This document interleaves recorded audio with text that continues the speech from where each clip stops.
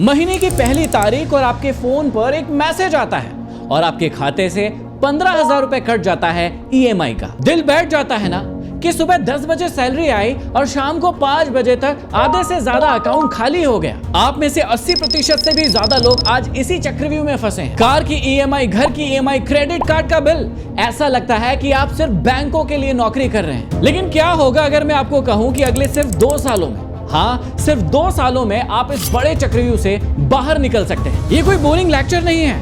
आज मैं आपको सुनाऊंगा रवि की कहानी, जिसके ऊपर 15 लाख का लोन था, लेकिन अगले 2 सालों में कैसे उसने अपना सारा का सारा लोन चुका दिया और आज वो टेंशन फ्री है। तो चलिए रवि की स्ट्रैटेजी को हम डिकोड करते हैं।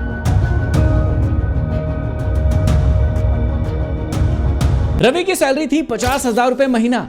बढ़िया लाइफ चल रही थी, लेकिन दिखावे के चक्कर में उसे 3 बड़ी गलतियां हो गई। पहला, उसने महंगी कार ले ली लोन पर। दूसरा, उसने एक आईफोन ले लिया नो कॉस्ट ईएमआई पर। और तीसरा, वो थाईलैंड घूमने चला गया अपने दोस्तों के साथ क्रेडिट कार्ड के खर्चे पर। रवि को लगा था कि उसकी सैलरी तो आ ही रही है, सारे खर्चे मैनेज हो जाएंगे, लेकिन पिछले 6 महीनों से वो अपने टारगेट्स को पूरा नहीं कर पा रहा था, इसलिए उसकी सैलरी से 20% की कटौती कर दी गई। ये सुनकर रवि का तो सिस्टम ही हिल गया था। उसकी रातों की नींद उड़ चुकी थी और उसे अब समझ नहीं आ रहा था कि उसे क्या करना है। क्या आपके साथ भी कुछ ऐसी ही स्थिति बनी हुई है? तो चलिए जानते हैं रवि की वो 10 स्टेप्स जो उसने उठाई थी अपने लोन से फ्री होने के लिए और एक अच्छी जिंदगी जीने की। सबसे पहली स्टेप उसने उठाई रावण दहन लिस्ट, मतलब फाइनेंशियल मिरर। सबसे पहले उसने अपने आप को समझाया कि लोन से डरना बंद करना होगा। यदि मैं डरता रहूंगा तो कभी भी इस चक्रव्यूह से बाहर नहीं निकल पाऊंगा। उसने एक डायरी और पेन लिया और अपने सारे लोन्स को एक जगह पर लिखना शुरू किया। उसने मेनली 4 चीजें लिखी। पहला, मेरे ऊपर कितने लोन है। दूसरा, उसने लिखा कि उन लोन्स का अमाउंट क्या है। तीसरा, उसने लिखा कि उन लोन्स में से अब कितना अमाउंट देना बाकी है। और चौथा, कि उन पर कितना रेट ऑफ इंटरेस्ट लग रहा है। इसे ही हम कहते हैं फाइनेंशियल मिरर।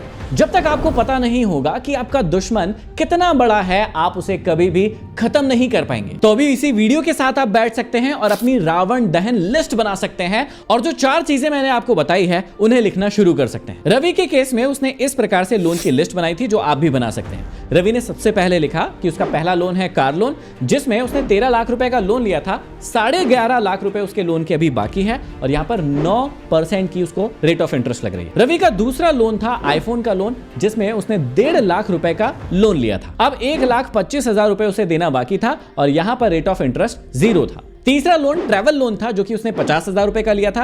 42,000 रुपए उसे पे करना बाकी था और क्योंकि ये क्रेडिट कार्ड से लिया था तो इस पे 35% की दर से उसे इंटरेस्ट लग रहा था। अब आप भी अपनी ऐसी ही लिस्ट तैयार कर सकते हैं। दूसरा, रवि ने स्नोबॉल मेथड को अपनाया। इस मेथड में होता यह है कि आप सारे लोन्स को लिखते हैं और सबसे छोटा जो लोन होता है उसे सबसे पहले चुकाते हैं। और आप ऐसा क्यों करते हैं, इसका लॉजिक ये है कि जब आपके बहुत सारे लोन्स में से छोटे छोटे लोन चुकते जाते हैं तो आपके टोटल लोन्स की संख्या कम हो जाती है और आप मेंटली बहुत फ्री महसूस करते हैं। जहां पर आपके पास 10 लोन होते हैं, वहां पर यदि आपने 2-3 लोन चुका दिए जो बहुत छोटे थे और जो चुक चुके हैं, तो आपके मेंटल रिलीफ होता है और आपको लगता है कि अब इतने ही बाकी है, जल्दी से ये भी हो जाएंगे। अब यदि स्नोबॉल मेथड के हिसाब से रवि की कंडीशन देखें तो उसका सबसे जो छोटा लोन था वो लोन था ट्रैवल लोन, जहां पर उसने 50,000 रुपए लिए थे और सिर्फ 42,000 रुपए बाकी थे। और इसी लोन में एक और बात है कि इसी में उसे सबसे ज्यादा रेट ऑफ इंटरेस्ट देना पड़ रहा है, इसलिए उसने सोचा कि इसको सबसे पहले चुका देता हूं। लोन को चुकाने की एक और मेथड है जिसे तीसरे नंबर पर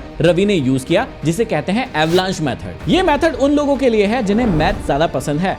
इसमें जो सबसे हाई रेट ऑफ इंटरेस्ट वाला लोन रहता है, व्यक्ति उसे पहले चुकाता है। तो आप दोनों मेथड में से कोई एक मेथड सेलेक्ट कर सकते हैं, या तो आप स्नोबॉल मेथड को सेलेक्ट कीजिए या फिर आप एवलांच मेथड को सेलेक्ट कीजिए। अब रवि के केस में देखें तो दोनों चीजें एक ही थी, क्योंकि उसने जो ट्रैवल पर लोन लिया था वो सबसे छोटा लोन था 50,000 का और उसी में सबसे ज्यादा रेट ऑफ इंटरेस्ट लग रहा था, तो उसने उसे चुकाया। तो दोनों मेथड को उसने फॉलो कर लिया। आप अपना देखिए कि आपके लोन में ये कौन सी मेथड में सबसे ज्यादा बेस्ट रहेगा। रवि ने 4th स्टेप उठाया, जिसमें उसने लाइफस्टाइल फास्टिंग के सिस्टम को अपनाया। इसको हम हिंदी में गरीबी का व्रत भी कह सकते हैं, मतलब आपको उपवास रखना है गरीब रहने का कुछ दिनों के लिए। रवि को पिज्जा खाना बहुत पसंद था और हर वीक में वो एक 500, 600, 700 रुपए का पिज्जा खाता ही था। लेकिन अगले 6 महीनों के लिए उसने लाइफस्टाइल फास्टिंग का प्लान बनाया और उसने अगले 6 महीने तक कोई भी पिज्जा नहीं खाया, कोई भी मूवी नहीं देखा देखने गया दोस्तों के साथ, सारे जितने भी नेटफ्लिक्स और ऐसे जितने भी रिचार्ज होते हैं जो काम के नहीं है उसे नहीं किया। उसे दोस्तों के साथ घूमने का बड़ा शौक था, नए कपड़े लेने का बड़ा शौक था,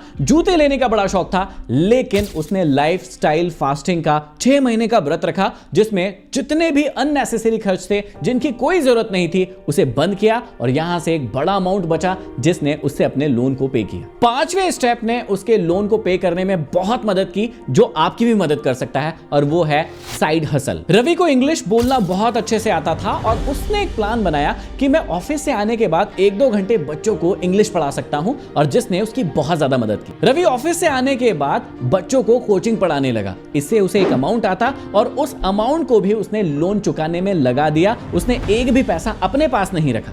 तो आप भी ये कर सकते हैं कि यदि आपको लगता है कोई ऐसे स्किल है जिससे आप साइड हसल करके कोई इनकम कर सकते हैं, तो कुछ समय के लिए आप इस पर भी फोकस कीजिए। हो सकता है कि आपको थोड़ी ज्यादा मेहनत करनी पड़े, लेकिन इसमें आपको सफलता जरूर हासिल होगी। और एक बात का ध्यान रखिएगा कि यहां से जो भी इनकम आएगी, फिर से आपको अननेसेसरी खर्च नहीं करने हैं। इस पैसे को आपको लोन में लगाना। 6वां, रवि ने अपना इमरजेंसी एक फंड बनाया। अब आप सोच रहे होंगे कि पहले से ही लोन है तो फिर इमरजेंसी फंड बनाने की क्या जरूरत है।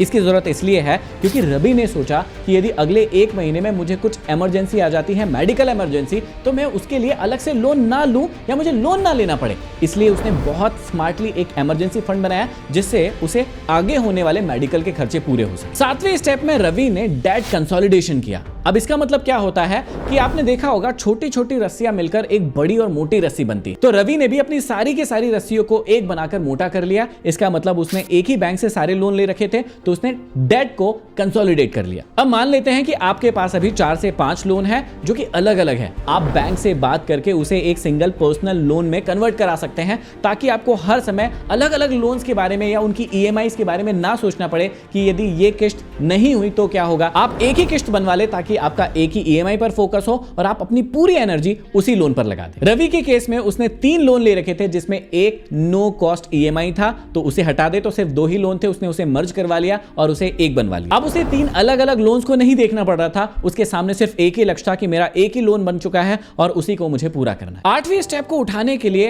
रवि को थोड़ा दुख जरूर हुआ, लेकिन उस स्टेप को उठाने के बाद उसकी बहुत सारी टेंशन खत्म हो गई। ये स्टेप थी उसकी असेट्स को बेचना। घर में उसने देखा कि कोई पुरानी बाइक उसके पास खड़ी है जिसका वो इस्तेमाल नहीं करता है, उसने उसे बेच दिया।